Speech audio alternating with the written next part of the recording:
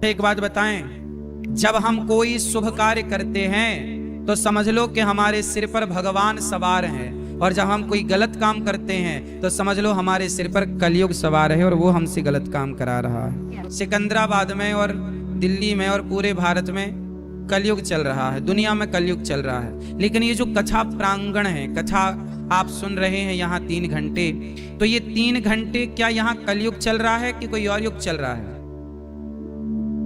जैसे आप लोग कहते हैं ना महाराज ये कलयुग चल रहा है, ये गलत है। कलयुग नहीं चलता हमेशा। कलयुग कहां होता है उसका एक सुनिश्चित स्थान है। जैसे आपके यहां भोजन कहां बनेगा उसका एक सुनिश्चित स्थान है, पूजा कहां होगी उसका एक सुनिश्चित स्थान है, आप कहां सोएंगे उसका सुनिश्चित स्थान है, आपके घर में लैट बात कहां है, नहाना कहां है उसका भी एक सुनिश्चित स्थान है। रसोई में तो आप लोग नहीं नहाते होंगे ना, है ना? हर चीज का एक स्थान है ना, जिसका जो जहां है वहीं ना जाके होगा। भोजन बनाने के स्थान पर बनेगा, खाने के स्थान पर खाया जाएगा, नहाने के स्थान पर नहाया जाएगा। सबका स्थान सुनिश्चित है। चप्पल जूते उतारने का भी एक स्थान आपने बनाया है घर में। उसी तरह कलयुग का भी एक स्थान है। सब टाइम नहीं रहता कलयुग। ये तो लोगों ने मान्यता मान ली कि जी कलयुग चल रहा है, चल रहा है कलयुग।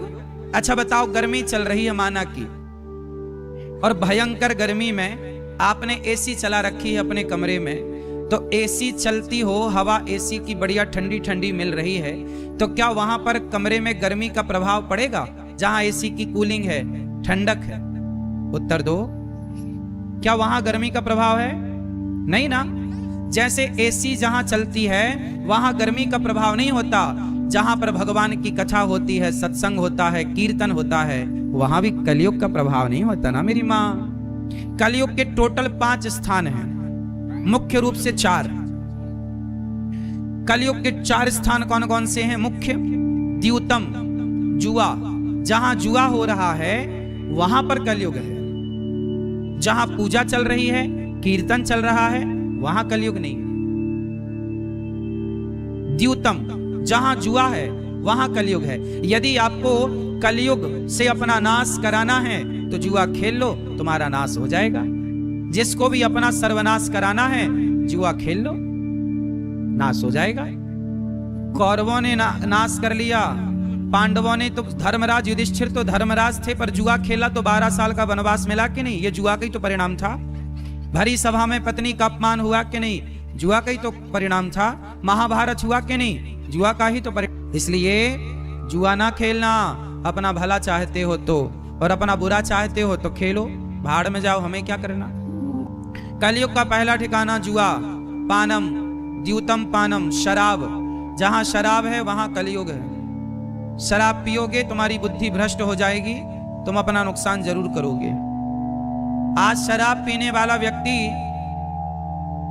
सफल नहीं हो पाता। समाज में सबसे ज्यादा क्षति किसने पहुंचाई? शराब ने। शराब के कारण ही बच्चे पढ़ नहीं पाए, बाप ने सारा पैसा शराब पी के उड़ा दिया। पत्नी खुश ना रह पाई, मंगलसूत्र बेच करके शराब पी लिया, घर के बर्तन तक बेच दिया। आज जितने लोग गरीब हैं उनकी गरीबी का मुख्य कारण है शराब। जो पैसा वो शराब में खर्च करते हैं, वो पैसा बचाकर बच्चों को पढ़ाते लिखाते, अपने लिए घर बनाते, तो वो भी एक अच्छी जिंदगी जी रहे होते और शराब के नशे से बचकर जीवन खुशमय व्यतीत कर रहे होते। कलयुग का पहला ठिकाना जुआ, दूसरा ठिकाना शराब, तीसरा ठिकाना चरित्रहीनता। जहां आदमी चरित्र का भटकाव लाता है, अपनी पत्नी को छोड़कर पराए, पत्नी को पराई स्त्री को, पति को छोड़कर पराए मर्द को जो देखने लग जाता है, उनके पास भी कलयुग आ जाता है। ये तुम्हारी नजरें भटक गई, अब हम आएंगे और तुम्हारा नाश करेंगे। जैसे रावण की नजरें भटकी तो रावण का सर्वनाश हो गया। पराई औरत को देखने के कारण ही तो हुआ। क्यों? आप लोग पराई औरतों को देखते हैं? जहां जुआ होता है, जहां शराब होती है, और जहां पराई स्त्री पराई पुरुष में मन चला गया, वो कलयुग बैठकर खोपड़ी में नाश कराएगा। और कलयुग का चौथा स्थान मांस। क्यों भैया आप लोग खाते हो अंडा? सही बताओ, संडे हो या मंडे कभी ना खाओ अंडे। अब सोचिए बॉलीवुड अंडे का प्रचार कर रहा है तुम्हारा धर्म बिगाड़ने के चक्कर में। अंडे ना खाओ, किसी जीव की हत्या काहे करना भैया, क्यों खाना, जीव हत्या क्यों करना। जहां मार धाड़ होती है, जीव हत्या होती है, वहां कलयुग का वास होता है। और कलयुग का 5वां स्थान है बेईमानी से कमाया गया धन।